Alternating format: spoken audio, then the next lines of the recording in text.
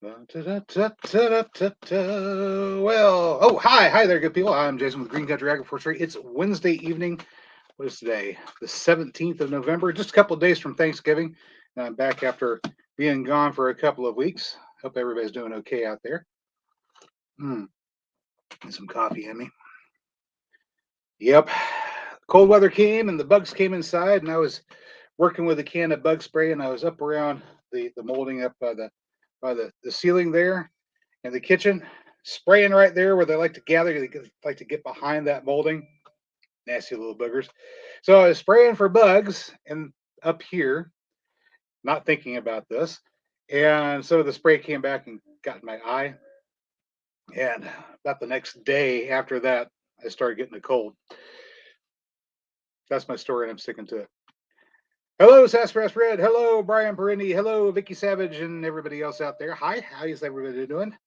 Uh, so I'm feeling a little bit better. The eye is still a bit off, and I got a bit of a sniffle still, but I think I'm past the illness that I opened myself up to whenever I poisoned myself. How is everybody doing?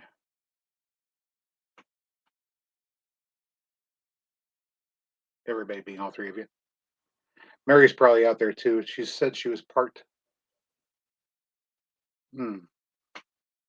liquid refreshment. Hi, Vicky. Okay, let me see. I wanted to talk about the three sisters, you know, Edna, Olga, and Vera. No, no, no, not those three sisters.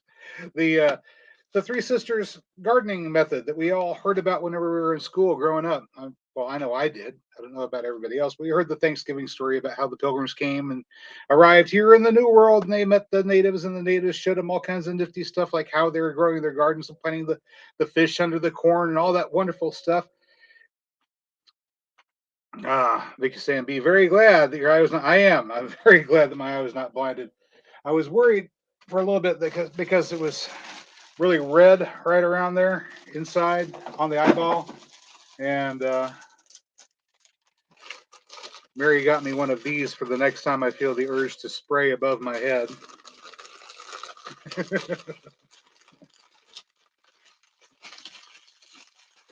Haven't taken it out yet. It's kind of cheesy, but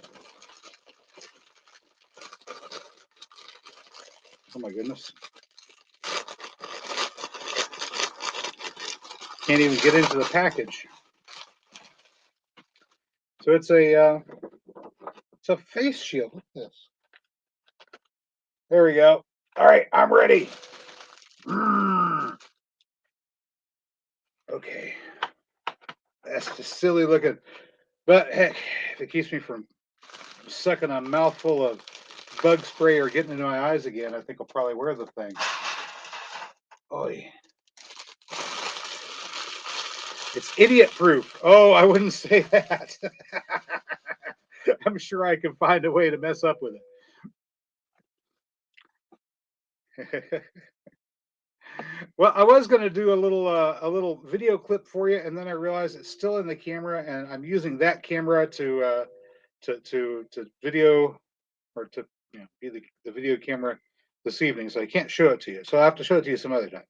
We just got a package in, not a package, but how should I put this? A shipment, a load, a bunch of stuff. We've got a whole pallet of block wall and timbers to make a grape arbor with. So fun times.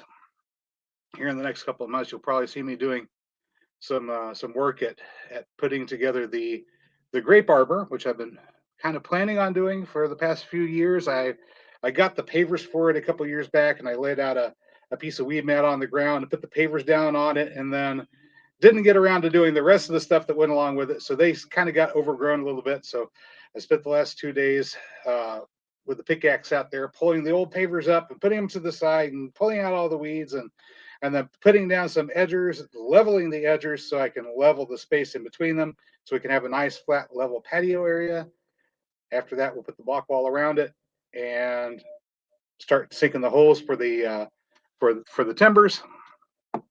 Those will go in. One thing we forgot to get while we were at Lowe's Getting the timbers, of course, was the the foam set to set the timbers. I've got concrete, but I thought, you know what, it'd probably be a good idea since these are wood, even though they're pressure treated, to have that nice foam to go around them when we set the posts in the ground. So we'll have to go back and get that here in, you know, maybe next week or so. But we'll be shooting video of the entire process as we put the thing together. I've already got some of it done, showing you how to level a patio. Oh, fun! Oh, joy! Uh, with just a board and a level, regular bubble level. Mm. Tonight's beverage is Sierra Nevada Celebration IPA. This is made by Sierra Nevada out there in California. They used to make a really good regular IPA, dry hopped India Pale Ale, and then they stopped making it for some unknown reason. And the celebration, the seasonal one that they put out, is about as close as you can get to it anymore. I'm very sad, but it's really great whenever you've been out there working hard and your muscles are all sore from picking up and moving rocks. A little IPA will get you feeling all right again. Hmm. Let me see here. We're going to look at some comments. Oh, wow. Amy from Crazy Family Home says here. Hi, Amy. Let's see. Vicky says nothing is idiot proof. Hi, Kitty. Vicky found out today that she has a bumper crop of white oak and won't need to replant any. Wow, that's nice. White oak acorns are the good ones, the ones that you can actually eat. Red oaks are too small and too bitter. White oak, you still have to process them a little bit, but they are at least edible. Mary says, rub it in. I have truck stop beer. Well, you could have taken a few from home. That's why I bought the entire case. They only had one case at the store, so I went ahead and got the entire thing. Mm. Even though I'm only likely to drink one or two myself. All right, so where were we at? We were talking about the three sisters. Of course, we're all familiar with the story they told us back in school about how the natives would plant corn, and then they plant squash around the base of the corn to crowd out the weeds, and then they plant beans to go up the corn. They climb up the corn, and of course the nitrogen from the beans would be fertilizer for the corn. We went, wow, that's really bright. This intelligence is great. May not entirely be exactly accurate, although it's true that plant beans, you fix nitrogen in the soil for you. That's perfectly true. Bowl of beans here that we grew in the backyard, and corn does need a lot of nitrogen. So if you're growing your corn, you might want to have something to fix nitrogen for you. And having something growing on the ground for a ground cover is a great idea. And it's true that your squashes like to grow along the ground, and they can shade out other weeds to a certain extent. I mean, I still wind up having, if I'm not careful, I'll wind up having Johnson grass grow up and Bermuda grass grow up all around where the squash is. It doesn't have a hard time finding a place to grow, even though the squash does shade out quite a bit of the ground. But in all actuality, the Three Sisters method is not exactly what we thought it was. And I should probably explain, because all of those items, the beans, the squash, and the corn, all of those that you see growing together in the native garden are grown together, but not for the reasons that we usually think of, although some of them are valid and some of them are good. The real reason that you find those particular crops being grown in the native garden was because, does anybody know? Just go ahead and take a wild guess. The real reason that all three of those are grown together. The real reason, not the ones that we've kind of added on after the fact, but the real reason. Hey, there's Mark, Arkansas woodcutter. Um, Mark, you were asking about a pecan tree. I do have one. I've got one, but you have to come out and get it. Oh, I can probably ship it to you.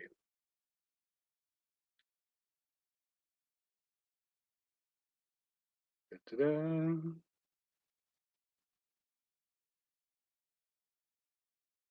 All right, so we're starting to have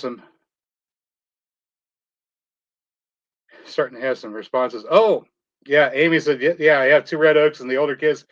And you tried making flour years ago, and it was yeah, a red oak doesn't work really well for it. I tried it too. Doesn't really work very well. Eric was saying the corn don't get any of the nitrogen from the beans until the following year. Yeah, partially, but that's not the real reason. All right, you'd rather eat the grass. Let's see. The beans used for Three Sisters were pulled and harvested fully ripe. Well, that is true. Limited space. Well, I mean, to a certain extent, you have got to remember where this growing method was being used in the eastern states, usually eastern and southeastern, all along the coast where the woodland tribes lived. They were woodlands, thoroughly wooded. You would have space whenever a tree came down, you'd have a little clearing there. So you'd have maybe about 60, 80 foot across if it was a big tree that came down. That gave you a space where you could grow something while you're waiting for a new big tree to come in. Of course, the big trees were the acorns, chestnuts.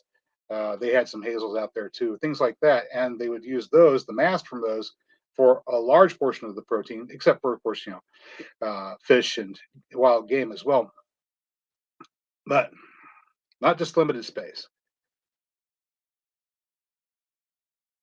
Maximize space. See a lot of maximizing space. Mike is saying convenience of leaving it. Vicky is saying have the pecan seeds started ripening it. The pods are starting to open up a bit, and we'll be getting some here pretty soon. I got a few. The early ones that are falling are these tiny ones that got hit by the frost, and I don't think these are any good. These little ones. The larger ones are coming. Let's see. Yeah, Mark is saying I do need your address again. Go to the website. It's right there at the bottom. That's the physical address. You can show up here anytime, except for in the middle of the night. Bad things might happen to you. I do compost everything. All right, here we go. So the real reason is because the natives living in North America at the time that the Europeans arrived did not have refrigeration. They didn't have pressure canners. They didn't have water bath canners either. So methods of preserving food were somewhat limited. And so all of those, the dry beans, the winter squash, and of course the, the the corn, flint and dent corn, all of these keep throughout the winter with no need for refrigeration or any complicated food preservation techniques. That's the reason. That's the real reason that those three crops were being grown. Now, the fact that they're all being grown together, yes, I think Mark is right. Mainly maximizing space, stacking everything on top of each other, because nobody had come along and told them about the wonders of monocrop agriculture. They were just growing the way nature did, and that seemed to work. All right. Vicky's saying, if I recall it right, American chestnut provided 5 times the mast of oak, which was a distant second. Yeah, chestnuts are very prolific, and there's a the thing about chestnuts that's different from pecans. Pecans and these ones actually might be viable. These were some of the ones I pulled down a couple days ago. Pecans are primarily a fat and protein producer, and chestnuts are primarily a carbohydrate producer. So if you're looking for a tree crop that's going to provide you with a lot of carbs, which is lots of energy for the younger to say the up to mid 30s people, lower 30s perhaps, then chestnuts are perfect for them. And then for older folks that need more fat and less carbs, things like pecans are better, and hazelnuts. Of course, hazelnuts are good for everybody. Let's see.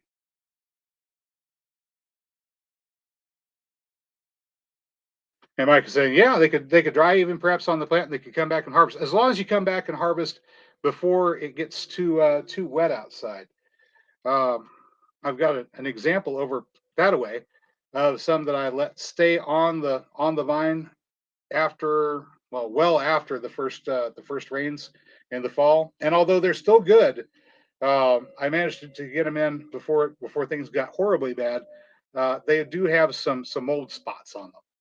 So you got to watch that. If you have lots of damp weather in the early fall, whenever the beans are just done, and you leave them on, you can wind up with some discoloration on the pods. The beans should be okay, but but you might wind up with some mold spots. Let's see. Before the European invasion, there were no metal tools on the American continent. I don't know. There was some copper out here. There was some copper out here a long time ago. A long time ago. Although by the time the Europeans arrived, most of the copper was buried and forgotten.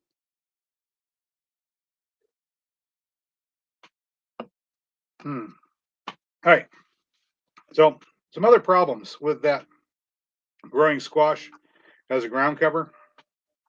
You may have noticed this. All the curcubits like to produce vines with tendrils on. Those tendrils will reach out and grab onto anything. And in the case of pumpkins and larger squash, they can grab a hold of your corn plant and just drag it down to the ground. So if you're growing squash next to your corn, you have to be out there constantly watching it to make sure your corn doesn't get destroyed by your squash. So there are other things that you could do as an alternative to growing squash. You could try peanuts, for example. I've been doing some experimentation with growing peanuts for ground cover. Try peanuts for your ground cover, which does a really good job of shading out your competing grasses and other things like that. It's also a legume, and although it doesn't improve the soil the first year, the following year, all the nitrogen left behind by the peanut is great. Yeah. Amy knows the Amazon boxes behind me. Yeah, Mary ordered a bunch of stuff again, as usual. So peanuts would do really good. Sweet potatoes also make a good ground cover because they don't have tendrils that will grab a hold of anything. You can make the vines go up into trees. You can make the vines go up onto a trellis and train them, but you would have to physically and manually lift the vine up and weave it into the trellis, or make it go up the tree. It won't go grab something and pull it down by itself. Vicky saying, I read speculation that the copper was mined by Europeans and Mediterraneans. If they did, they were here a long time ago. Long time ago. But they've managed to trace isotopes of that Great Lakes copper to other archaeological sites of antiquity in the old world, back in Europe and in the Middle East, Egypt as well. So it got around. And okay, Task Press Red saying it was transported by the Phoenicians. Maybe. I mean, somebody had to have boats. Somebody had to be doing that kind of trade. Mike is saying snow peas and corn. I have clover everywhere, and so that helps too. Yeah, that's a good combination. Yeah, you grow your clover as a perennial ground cover, and just lay out a strip of cloth to occult it whenever you're ready to plant your corn. The top kills it, or you can kill it with your flame weeder, and then put your corn in. And by the time the clover grows back, the corn's already shot up, and you're back in business. I think it was University of Michigan did a study on using perennial clover as the cover crop and keeping it, and then just killing it in the rows just before you start planting the corn. Although they could have done a little bit better because they used a wet blade to top kill their clover, which is kind of a little why do you have to use poison? You can tow a flame weeder behind the tractor just as easily.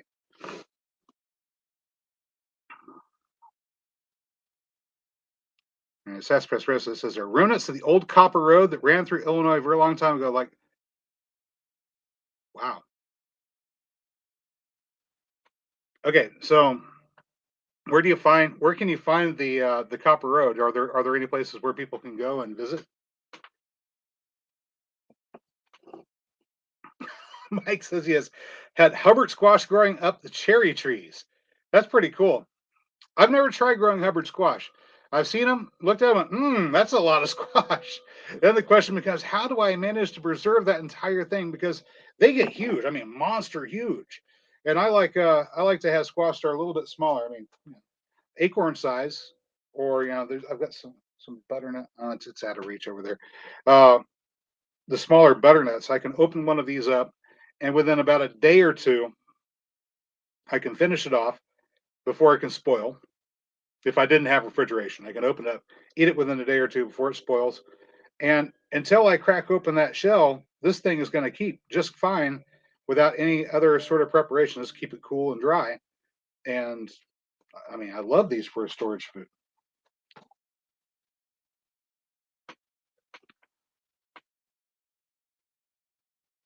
Candy cane squash can grow very long lines. Oh, okay. Yeah, the way I've seen the Hubbard sold in stores, whenever you can find it sold in stores, is they'll cut wedges of it out, and you have a here's a 4 pound wedge. Take it home to your family, and that's just a chunk of a huge squash. But if you were growing for a large group of people, and you know you might, then Hubbard is great. You crack into one squash, and 5 families get to eat.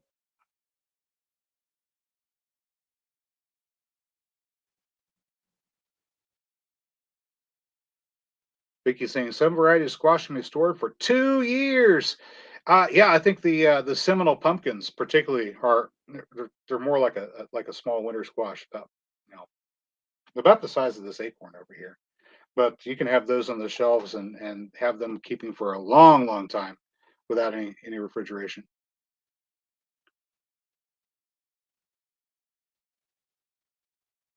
Mark is saying my winter squash lasted through the famine time, January through March. Oh, yeah.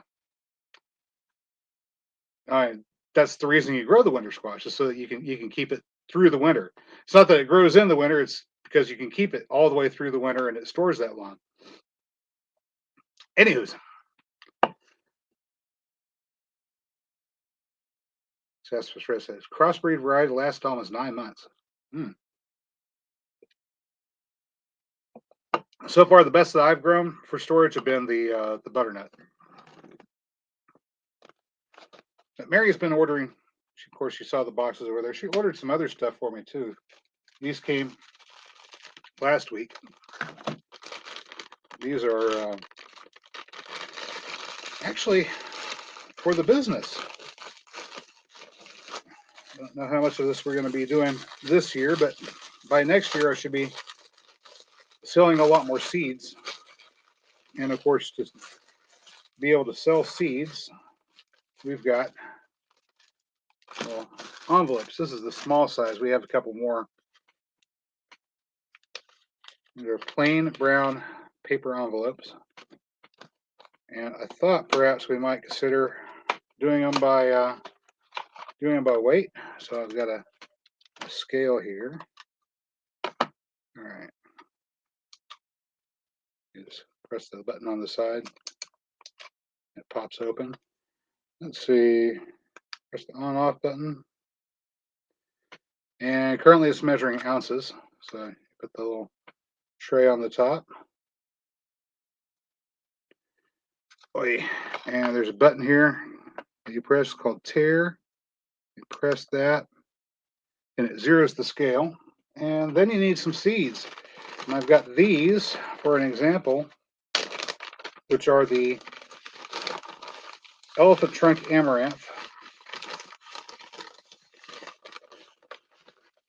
I'm curious what an ounce of those look like. Um,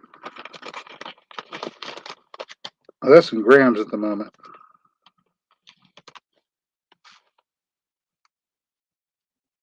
6.5 grams. 8, 9, 985.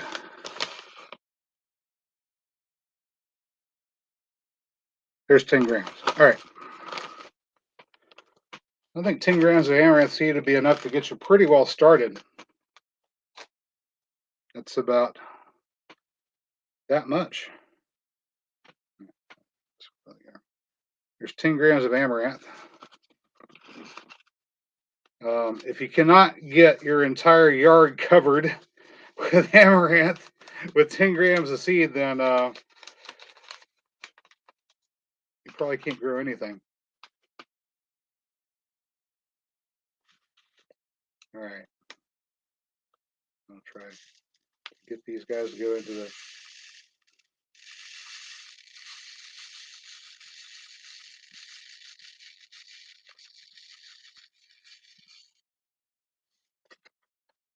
Okay. So now that would be a 10-gram amaranth packet. There we go. And that's, I don't even want to bother trying to count how many seeds that is. That's hundreds. Hundreds and hundreds. That would be enough to supply you with amaranth for life. Because basically what you do with these is plant a few. 5 or 6 is enough in all actuality. Space them about 2.5, 3 feet apart. And then once they're ready at the end of the year, you harvest those seed heads. And one seed head will give you a couple pounds worth of seed. And it only takes an amount about like that to fill up a couple of 10, 20 trays for microgreens. So if you're looking for a good plant to grow grow your own microgreens, the elephant trunk amaranth is a good choice. I'm also trying out another type of amaranth this coming spring, and I'll let you know how that one works out once we've got it going. Yeah, it's a lot of amaranth. That's all you need for life, really. I like to grow things that once you've got them and once you've got them started, you don't need to buy any more. You'll have tons of it, which means probably fewer repeat customers, but that's okay because if I could make $1 off of everybody in the world, then I'm gonna be a multi-billionaire anyway. Let me see. Yep. If you want to save seed for planting, they need to be isolated or they will not breed true. Check looks like seed to seed. Yeah.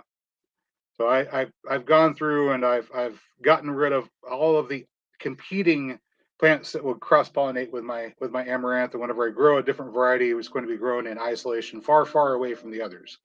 So hopefully that will prevent them from cross pollinating. This is the only reason why I typically only grow 1 or 2 types of pepper, and then I separate them. Have the bells over here, and then the cayennes over there on the other side, all the way on the other side of the property, just to make sure that they don't wind up cross pollinating and creating an unintentional hybrid.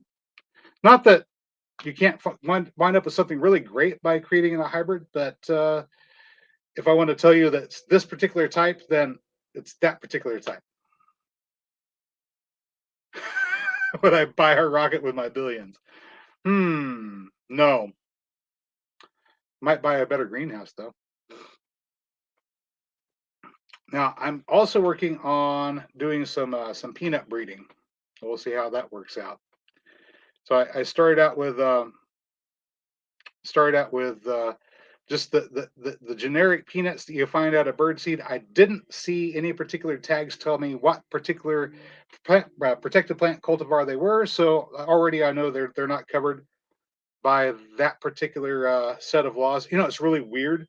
There are certain cultivars of peanuts that you simply cannot produce and sell for seed because they're patented and protected. You have to get your seed from the company that bred them in the first place. Weird stuff. But the peanuts that I'm breeding, once I'm done doing my work on them, I don't think that even if they did start out as a patented version, that they're not going to be considered patented by the time I'm done with it. They'll be at their own different separate strain. Anyway, let's see. What?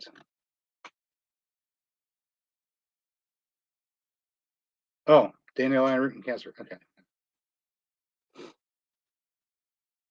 Hmm.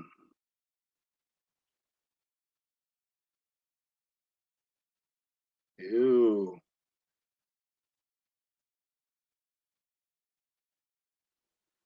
Mark is saying drink 3 to 5 times a day for 3 to 7 days until diarrhea begins. Cut back once a day. I'm trying, Mark. I'm trying.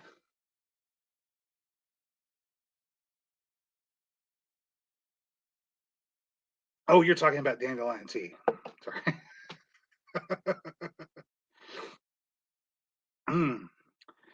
Not sure if the clay alone will grow them very well. Probably not. They don't really like clay, but what I discovered was you could put a thick layer of mulch over the top after you've got your peanut plant started, and when the pegs go down, they'll go down into the mulch layer, and they'll be just right underneath the surface of the mulch, and you don't have to worry. They'll grow okay that way. So even if you do have heavy clay soil, once you've got the plant started, the the legumes, the nuts that form at the end of those pegs, they'll form underneath the mulch. So you just mulch thickly, and you should be able to grow them in clay too. All right.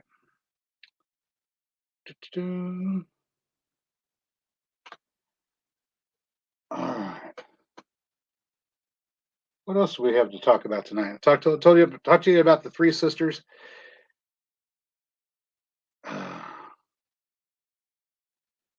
Edna, Vera, and Olga. Mm.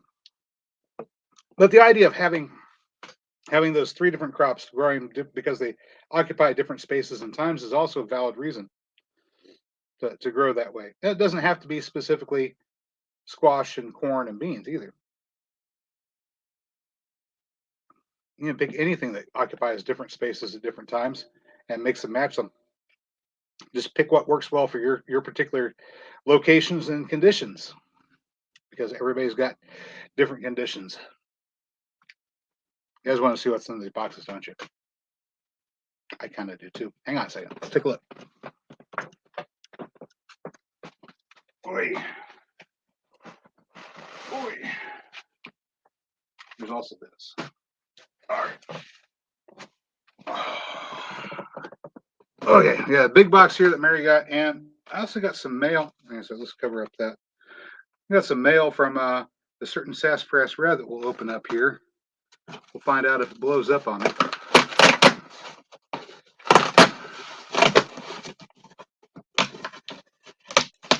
And Mary said most of this stuff is sort of pantry related. I don't know.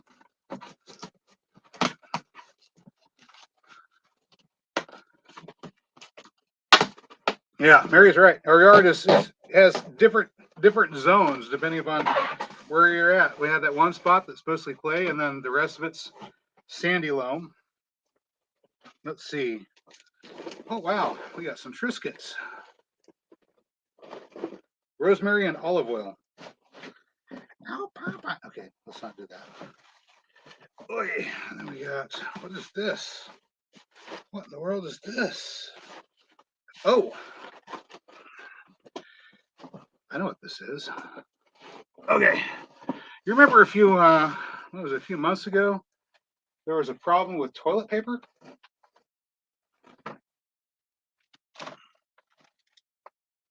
People just couldn't get toilet paper. Well, the funny thing is, although we've got all the toilet paper we could ever use stored away, a long time ago, I stopped buying it, which means all the toilet paper we have stashed is stuff that I bought and stashed years ago.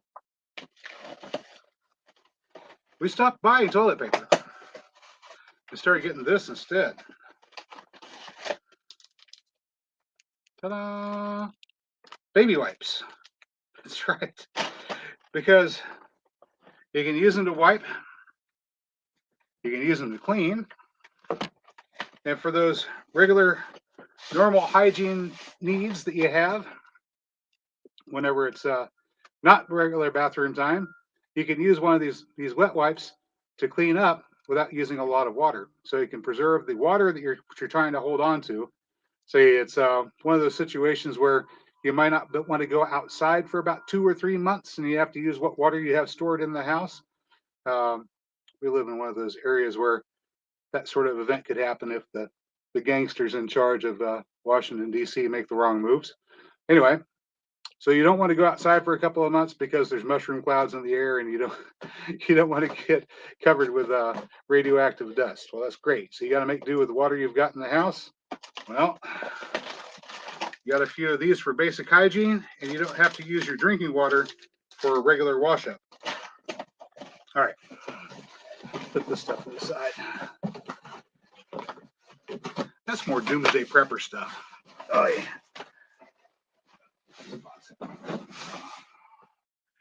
Oi. Come over here. Oh. That's an odd.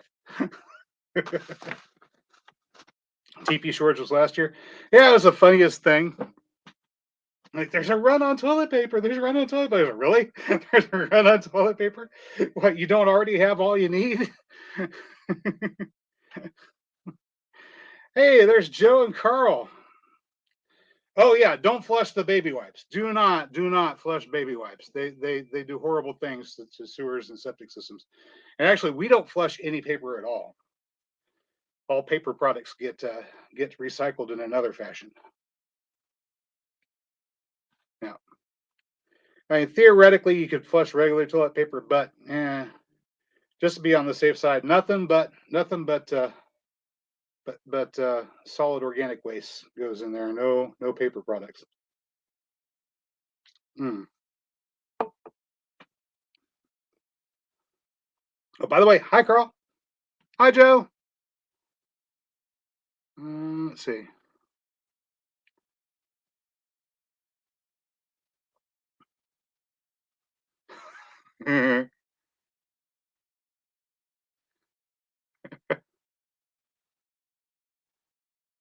Well, Vic is saying three sisters in mythology are not always entities that are beneficial to humans. The Fates, the Furies, Medusa, and her sisters. Yeah, yeah. They, the daughters of the giant. There at the well, where you go to sacrifice an eye for wisdom. All right. So this package came to me a couple of days ago from Sassafras Reds. We're gonna open this thing up and find out what in the world.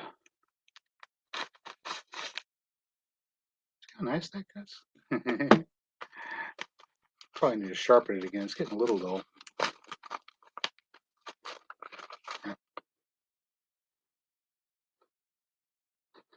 It's got a smell to it. All right. Wait. There's paper in here. Doesn't smell like explosives. All right.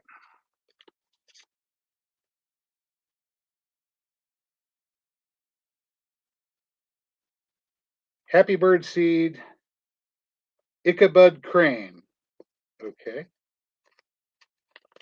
Ichabod crane? I'm gonna have to look that one up. All right. I don't know that one. All right. Dear Jason and Barry, these are incense I make from plants and materials that we grow and harvest mostly locally. There are also some seeds from Happy Bird seeds for that medicinal plant. Oh, I believe y'all can grow now. uh, okay, I got you. I got you. Well, thank you. I don't know if I'm going to want it growing or not. I'm thinking about getting the license that you need to do that because, well, like I said, so many people ask me about growing that sort of thing. All right, so these are actually incense that Sassafras Red made. It's cool. Spruce, cedar, fir, cypress, sweetgrass, mistletoe, and maca. Man, that smells really good. And I love cedar. A good cedar incense. Mm-mm-mm. Mm. The old word for it was atsi. And I don't know, Joe, you might speak some or know some Nahuatl. Do they use a similar word for cedar down south? Atsi. Atsi was the word for cedar in Old Cherokee. Mm-mm-mm. Mm. Man, it smells good. And there was a story about Atsi, about how after the Great Spirit had made man and given him the gifts that man had, and man was now the hunter of the animals. The animals got together. They were very concerned and said, we're going to have to do something now that mankind has these gifts. He's going to grow too numerous and he's going to kill us all. We have to be able to fight back against him. And the bear said, well, I've got the plan. I'll make a bow like the man uses. And he went and he took a black locust tree and he made a bow from it. But then he discovered he couldn't shoot it. He said, well, I'll just have to make do with my claws. They'll have to do. And so the animals were still puzzled about what they were going to do. And then finally, the insects came forward and they said, well, we know what we'll do. We'll infect man with our diseases that we carry. And that way he'll sicken and he'll die and we'll keep his numbers low. But the Great Spirit gave man the Atsi, the sacred cedar tree, to help repel the insects. And that's the story. as it was told to me, or somewhat as it was told to me. All right, let's see. This one is Mako, Ash, Palo Santo, Oak, Cypress Fir, more cedar, pine, bay, white sage. Oh, white sage too. Hmm. And these are incense cones.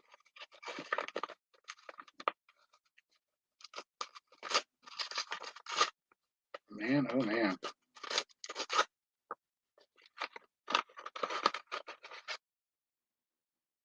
Man,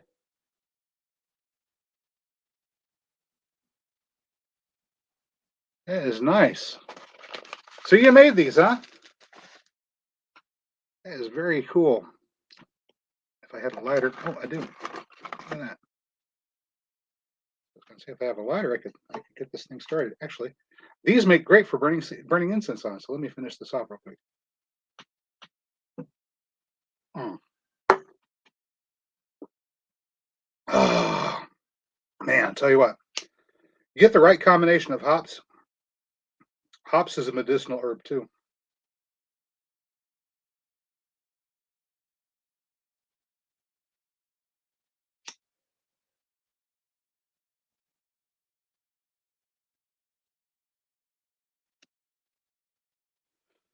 Mm.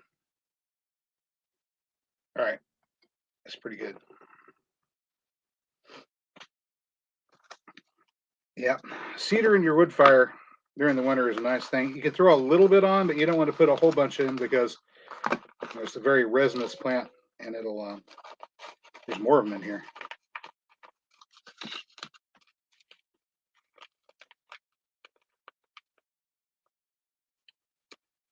Coyotes, alligator pears. Oh, I don't think we have them. Not up here. Oh, nice. Let's see. All right, so these are some of those special seeds. Uh-huh. All right, this one is sagebrush, white sage, cedar, juniper, palo santo, and sweetgrass. Oh man, I should have looked this one. That sweetgrass really smells amazing. Oh wow, man, good stuff. Thank you, by the way. So, are you going to start selling those? Because you grow the sweetgrass?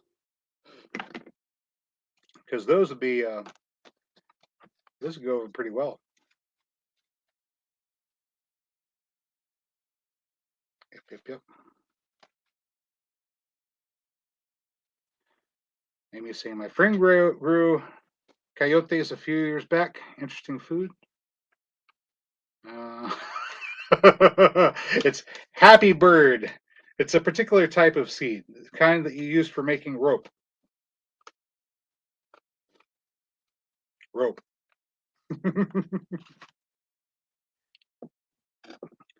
I don't have the license to grow those just yet.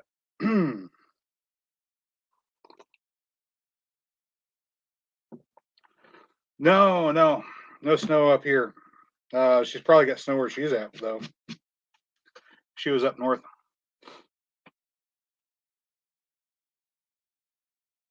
Alligator pears or avocados. I don't know.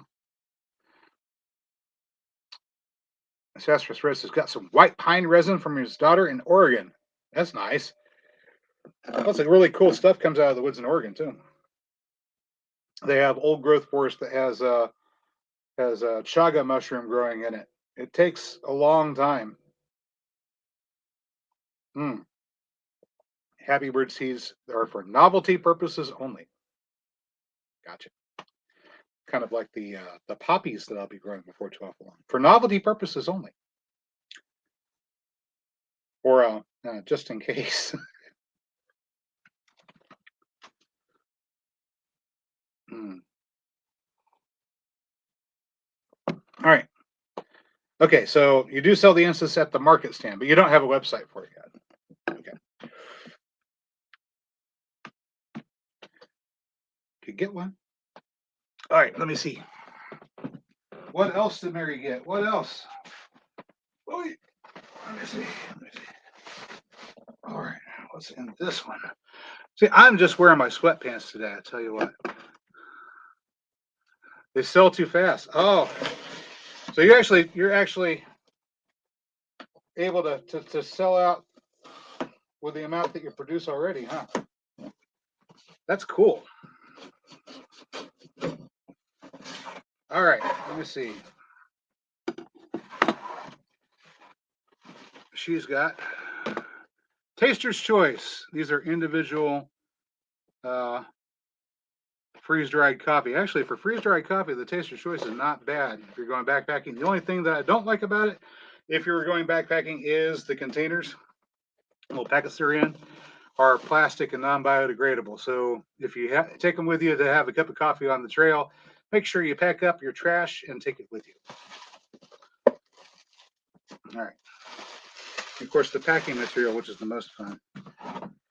Then we've got some more of this. This is the Rishi Turkey Tail coffee. Good stuff. Some more green tea for me. Another individual package of essential oil of oregano. Let me see if I can get that. No, I don't know if I can get it to focus or not. There we go. Oh, it's got to be right up on there. Anyway, yeah, oil of oregano. Great antiseptic, antiviral, topical use only.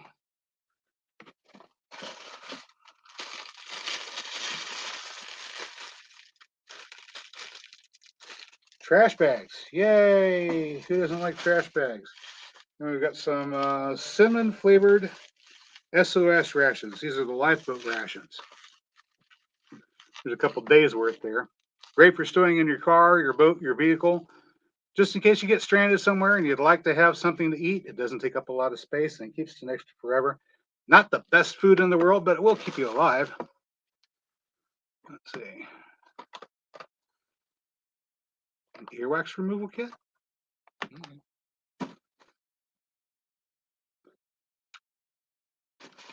Mm. Oi, and what is this? Fire retardant wool blanket. Because it's always good to have extra blankets. I like to have extra blankets around the house. It's enough for us. And then if we have a situation where somebody comes by and they have need for one, then we've got one that we can hand to somebody that's in need. So, having extras is good for being a benefit to those people that need your help. Oy. Oy, oy, oy, oy. And of course, better to have it and not need it than to need it and not have it. Let's see. Papaver somniferum is also called breadseed poppy. Yes, that's correct. Those little blue poppy seeds on top of your lemon poppy seed muffin, those are Papaver somniferum. That's the poppy that opium is made out of. And oddly enough, it's legal, Leagal. It is legal to grow that type of poppy. It's not legal to harvest the gum from the seed pods. So you can grow the poppy, you just can't get the drug from the poppy. That's the no-no.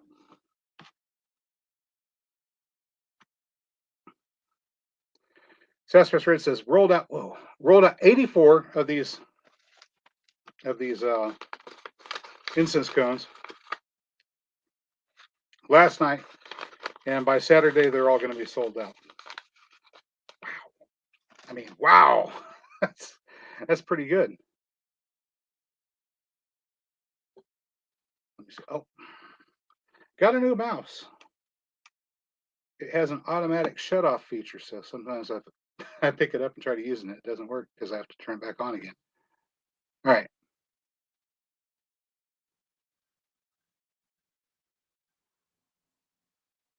Just in case crop, yeah.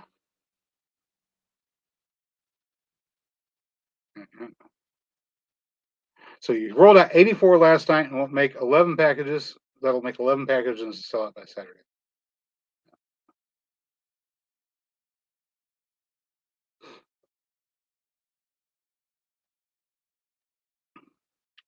And he says, cold up north is different than here in Oklahoma. The Oklahoma wind is the killer. Yeah, I've spent a winter up there around the Great Lakes, and it wasn't bad. I mean, it was cold, but it was nothing like cold on the prairie. I was walking around in a t-shirt, going, "Oh, this is actually fairly nice." And people were looking at it. It's cold. Are you crazy? It's like, what? It's fine. There's no wind.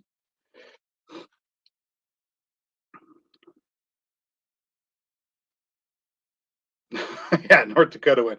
Well, that's getting back onto the prairie again. Go Packers! All right, what else we got? We got a little bit more time left. That's right. We got more packages. Oh my goodness. Let me get the stuff out of the way. Pardon my backside. All right, there we go. Oh, this one is light. Doesn't feel like there's hardly anything in there. I know this one was heavy. Oh my goodness. Okay. Oh. Oh. That poor Amazon driver having to pick these packages up and drop them off.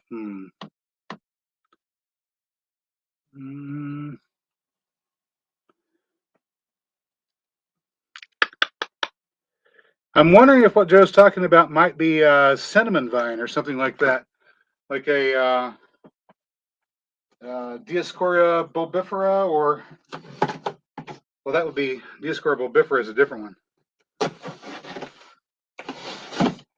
Cinnamon vine is a Dioscorea. Shoot, I can't remember what the species name was for cinnamon vine. It's another Dioscorea. But sometimes the Dioscorea bulbifera are called air potatoes because they produce fruits off the vines above ground. Now you still have the large root mass underground, and that's mainly what you eat is the big root underground. But you can eat the air potatoes too, or use them as seed to start your other stuff. Okay, so apparently we've got a select sampling of instant miso soups in packages. All right. This is for Mary Sambino. Emergency vitamin C, super orange flavored. This is the effervescent stuff. It's not the stuff that I use. I use the vitamin C crystals. This 1 pound vitamin C crystal packages. Those last a good long time. You just take it's an eighth of a teaspoon of that and dump it into a cup full of hot water with a little bit of chicken broth. Stir it around. Add a shot of sriracha, and you've got instant hot sour soup that has about 2,250 milligrams of vitamin C in it. That'll knock a cold out real fast. Some more yogurt, squeeze pack yogurt. Band-Aids. Okay. Mitchum, triple defense underarm deodorant. What are you trying to say? Well, I can smell right now is that cedar incense. It smells pretty good. All right, what did we get here? This is liquid vitamin D. We got a package with some liquid vitamin D in it. Let me take a look here. Of course, I am not a licensed physician, so anything I say regarding vitamin supplements must be taken as entertainment or anecdotal information and not medical advice. Now that I've said the important disclaimer bits. So you may have heard of this.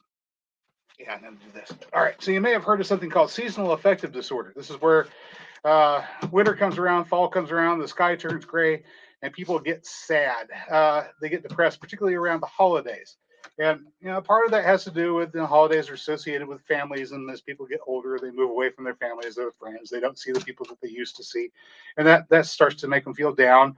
Or they had really bad families, and just thinking about having to go back and spend time with them makes me feel depressed. Either way, there's a component to that which is how the light and our minds interact. Whenever you see bright, warm colors, you feel better. This is part of the reason why uh, some companies have packaged things with red packaging. The nice, warm red color and yellow make you feel good about, say, maybe buying that thing.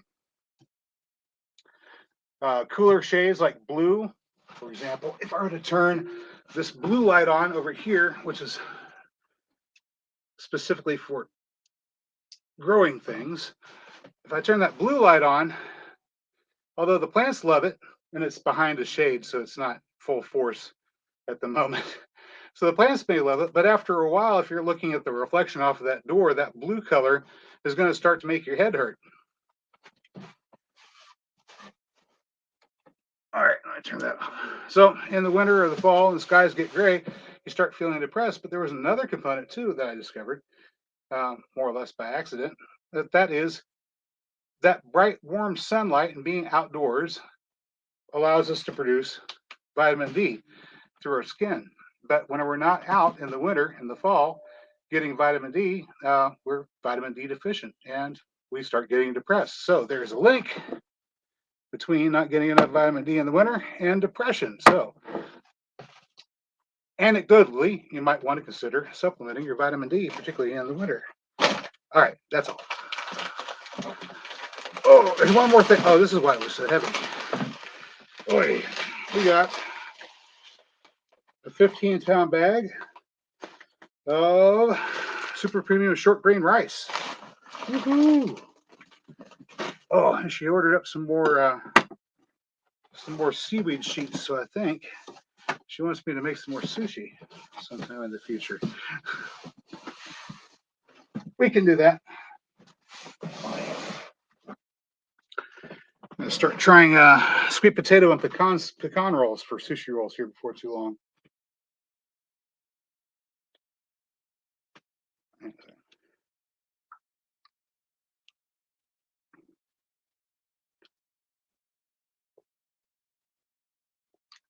Okay.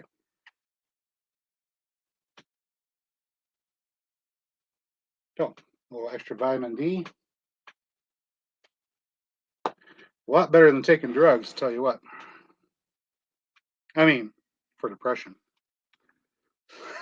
All right, let's see what you guys are talking about. Yeah, no pills.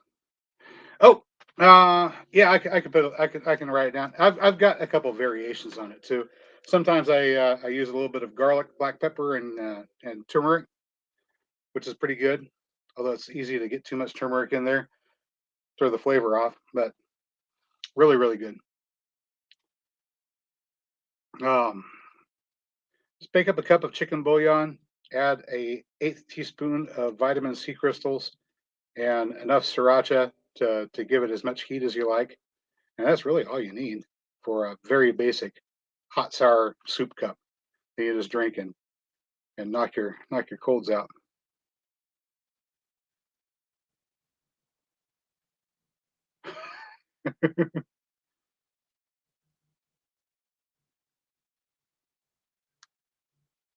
Let's see.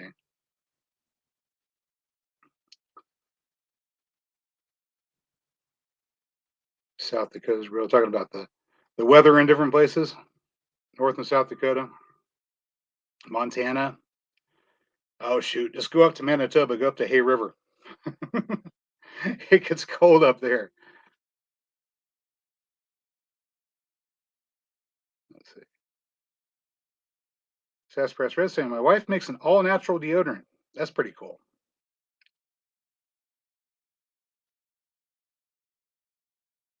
See, the idea is you want to kill off the bacteria that collect under your pits, right? Not just put a fragrant. Now a lot of deodorants do that. They'll put on like an aluminum dioxide to block your sweat glands from secreting to stop you from perspiring, and then they'll put on a scent to mask the scent of your stinky pits. Okay, wouldn't it be better uh, to kill off the bacteria in the first place? And that's like I prefer deodorants that get rid of the bacteria. preferably without sealing the pits to stop you from perspiring, because then you have other problems. I mean, you're perspiring for a reason. You're secreting waste products out of your skin, also regulating your body temperature, so on and so forth. And with the proximity of the brachial artery that passes through here under the arm, this is a good spot to dump some heat. It's also a vulnerable spot for uh, piercing attack.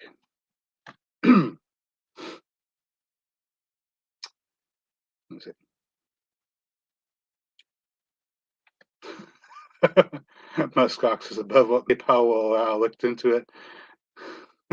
Yeah, cool. Arkansas woodcutters growing turmeric and ginger this year. Awesome. I should be doing a video here in the next week or so on preservation of some roots like turmeric, ginger, um, canna lily. If you live a little bit further north from us, I think we can keep our cannas through the winter and keep them outdoors, and they shouldn't have any problem. But for people that live further north, Illinois and such, we'll use the technique for preserving your roots, which is just moisten peat moss. And actually, that tote's over there behind me. I've got a tote set aside for it.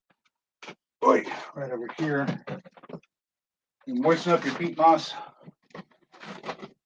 and you put it in a tote like so, one of these, and you put the roots down in it, and that will keep them throughout the winter. If you leave them in a tote without any moistened peat moss, then they'll wind up drying out. I just threw away the ginger that I tried to keep last year. It's all shriveled up and dried. It didn't make it through the winter. So I grew lots of ginger last year and I lost it all. So trying again next year. Didn't have the problem with the growing of it. I had the problem with the keeping it through the winter. So anyway.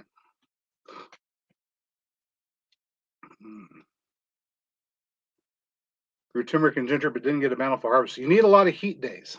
You need a lot of warm days. If you don't get enough warm days, you won't get much.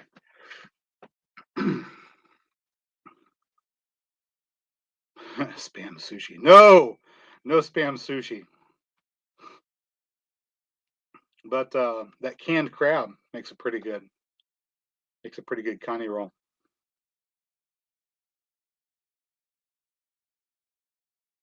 All right. I'll do that video here probably this next week or so.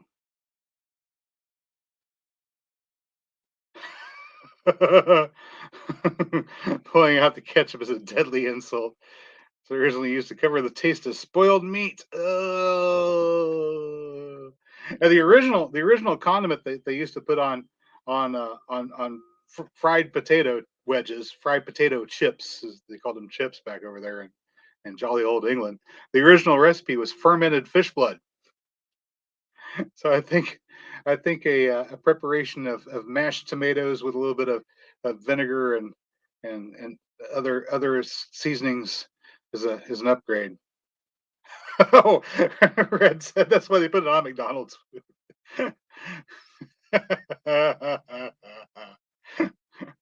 That's funny. Yeah, spoiled meat. Hmm. Well, I don't know. It's supposed to cover up the taste of spoiled meat. Is there any meat in the McDonald's food? Inquiring minds want to know. Hang on just a second. Let's see. Where's that other box? Oh, there it is.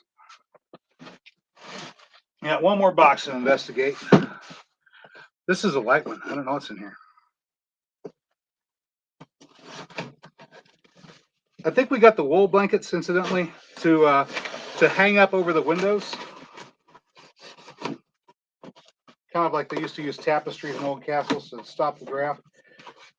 Microfiber blankets work incredibly well for cold. As a matter of fact, if you've got something to keep you dry and keep the wind off you and a couple of microfiber blankets, you can make it through the winter just fine.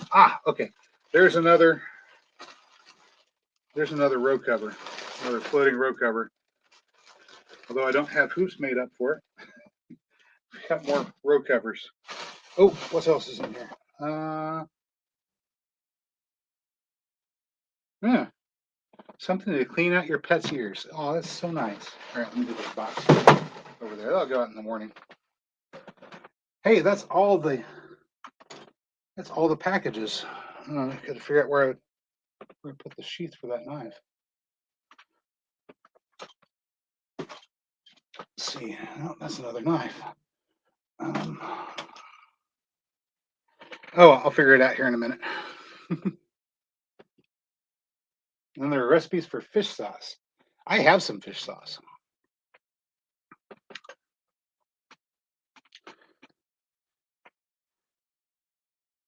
Mm, yeah. If you get your microfiber wet, then it kind of spoils the purpose. Well, the house now smells pretty good after burning that incense. Oh, there's a little bit of it left right there. Mm-mm-mm. Love the smell of cedar. Oh, something else that smells pretty good. We discovered this when I was a kid. Uh, Persimmon wood has a really pleasant smell to it whenever you're burning it. Just don't tell me I'll eat anything once. Well, they put fish sauce in a lot of Asian cuisine. It's one of the components that's in there in the sauce that makes it all taste so wonderful. You don't want to put just nothing but fish sauce on. A little bit of soy and some other things. A little bit of garlic and what have you.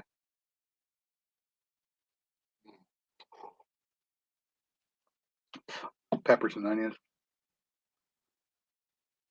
Yep, yep, yep. Okay. So you tried persimmon bark? Doesn't it have an interesting scent? Kind of reminded me a bit of pumpkin spice, a bit. And the wood has this nice sort of orangish tint to it too.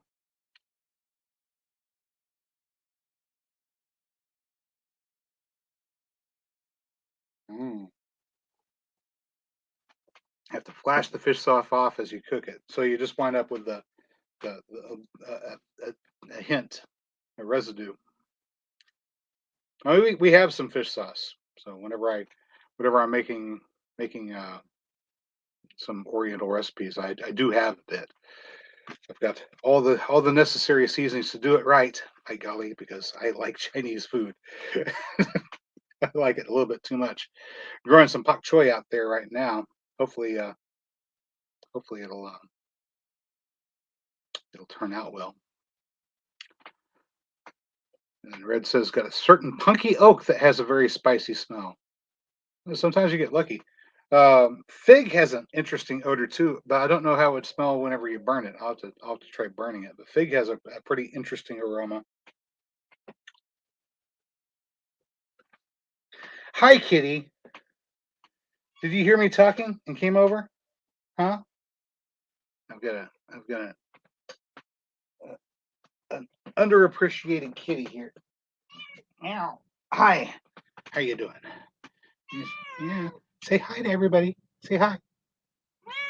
Say hi. Aw. Her Uncle Sergeant, the outdoor kitty, he doesn't mind being picked up. Vicky says, I learned yesterday that persimmon leaf tea is delicious and very high in vitamin C and other nutrients. I didn't know it had a lot of vitamin C, but um, I do know that the wood has a really nice fragrance. Anyway, we've been here over an hour, and I know you guys got other things to do with your time. Um, that's about all I've got for you tonight. As always, good people, if you found the video informative or entertaining, well, you know what to do. I will catch you next time. Good night, everybody, and thank you, Sasspress Red, for the incense. Smells really good. I liked it.